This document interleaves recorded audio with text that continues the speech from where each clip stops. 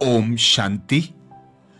बाप दादा समय के परिवर्तन की तीव्र रफ्तार को देखते हुए बच्चों के पुरुषार्थ की रफ्तार भी देखते रहते हैं।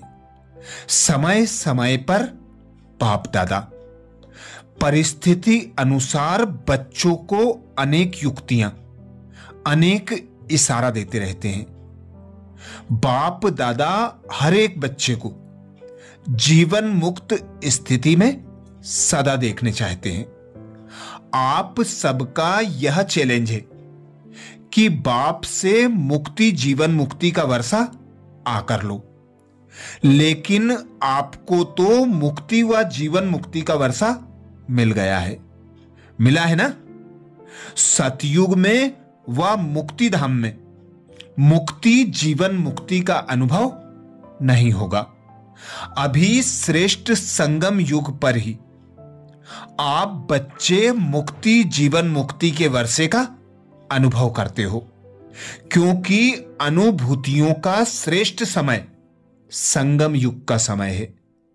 जीवन में रहते हुए समय नाजुक होते, परिस्थितियां, समस्याएं, वायुमंडल डबल दूषित होते हुए भी इन सब प्रभाव से मुक्त, जीवन में रहने के सर्व भिन्न भिन्न बंधनों से मुक्त, एक भी सूक्ष्म बंधन नहीं हो, ऐसे जीवन मुक्त बनना ही होगा। अब बनेंगे या अंत में बनेंगे? जो समझते हैं अंत में बनेंगे वह हाथ उठाओ। यह दृढ़ निश्चय करो कि अंत में बनने के बजाय अभी बनना है। अभी नहीं तो कभी नहीं। बाप दादा कहते, अटेंशन प्लीज। बाप को हर एक ब्राह्मण बच्चे को बंधन मुक्त, जीवन मुक्त बनाना ही है, चाहे किसी भी विधि से बनाए, लेकिन बनाना जरूर है। जानते हो ना कि विधियां क्या क्या हैं? इतने तो चतुर हो ना, तो बनना तो आपको ही है। चाहे चाहो चाहे नहीं चाहो, बनना तो पड़ेगा ही।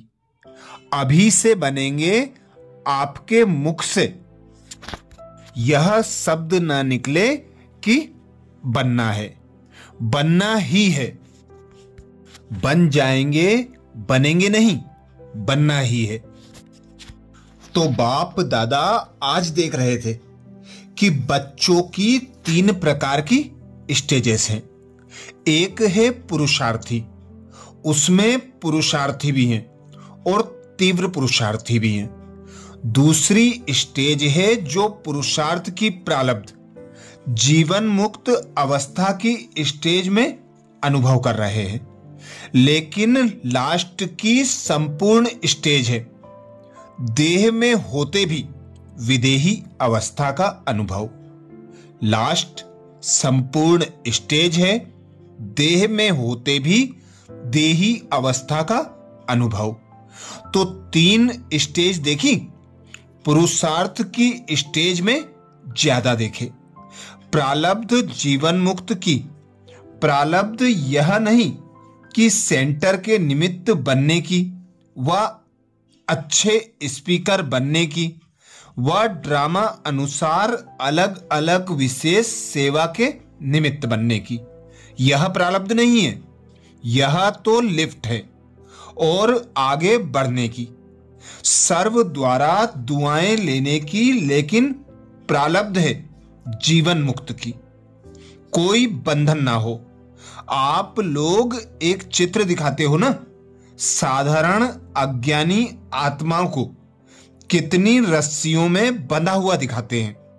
वह है अज्ञानी आत्मा के लिए लोहे की जंजीरें, मोटे मोटे बंधन। लेकिन ज्ञानी तू आत्मा बच्चों के बहुत महीन और आकर्षण करने वाले धागे हैं। लोहे की जंजीर अभी नहीं है जो दिखाई दे देवे, बहुत महीन भी है, रॉयल भी है, पर्सनालिटी फील करने वाले भी हैं, लेकिन वह धागे देखने में नहीं आते, अपनी अच्छाई महसूस होती है। अच्छाई है नहीं, लेकिन महसूस ऐसे होती है कि हम बहुत अच्छे हैं, हम बहुत आगे बढ़ रहे हैं।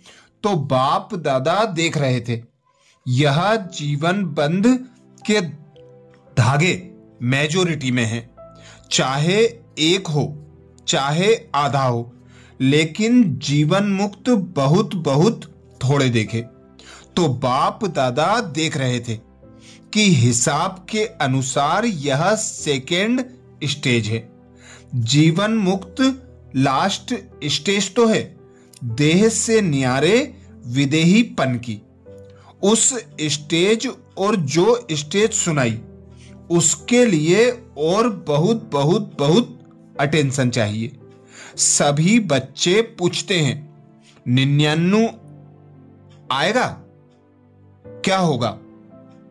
क्या होगा? कैसे होगा? क्या करें? कैसे करें? बाप दादा कहते 99 के चक्कर को छोड़ो, अभी से विदेही स्थिति का अनुभव चाहिए। जो भी परिस्थिति आ रही है और आने वाली है उसमें विदेही स्थिति का अभ्यास बहुत चाहिए। इसलिए और सभी बातों को छोड़, यह तो नहीं होगा, यह तो नहीं होगा, क्या होगा, इस क्वेश्चन को छोड़ दो। विदेही अभ्यास वाले बच्चों को कोई भी परिस्थिति व कोई भी हलचल प्रभाव में नहीं डाल सकती। चाहे प्रकृति के पांचों ही तत्व अच्छी तरह से हिलाने की कोशिश करेंगे, परंतु विदेही अवस्था के अभ्यासी आत्मा बिल्कुल ऐसा अचल अडोल पास विद ऑनर होगा जो सब बातें पास हो जाएंगी, लेकिन वह ब्रह्मा बाप के समान पास विद ऑनर का सबूत रहेगा। बाप दादा समय प्रति समय इशारे देते भी हैं और देते भी रहेंगे। आप सोचते भी हो, प्लान बनाते भी हो, बनाओ, भले सोचो, लेकिन क्या होगा उस आश्चर्यवत होकर नहीं। विदेही साक्षी बन सोचो, लेकिन सोचा, प्लान बनाया और सेकेंड में प्लान स्थिति बना लो। अभी आवश्यकता स्थिति की है। यह विदेही स्थिति परिस्थिति को बहुत सहज पार कर लेगी। जैसे बादल आए चले गए और विदेही अचल अडोल हो खेल देख रहे हैं। अभी लास्ट समय को सोचते हो, लेकिन लास्ट स्थिति को सोचो। बाप दादा के पास चारों ओर के सेवाओं के समाचार आते रहते हैं। दिल से भी अथक सेवाधारियों को बाप दादा मुबारक देते हैं। सेवा बहुत अच्छे उमंग उत्साह से कर रहे हैं और आगे भी करते रहो, लेकिन सेवा और स्थिति का बैलेंस थोड़ा सा कभी इस तरफ झुक जाता है, कभी उस तरफ। इसलिए सेवा खूब करो। बाप दादा सेवा के लिए मना नहीं करते और जोर शोर से करो, लेकिन सेवा और स्थिति का सदा बैलेंस रखते हुए चलो।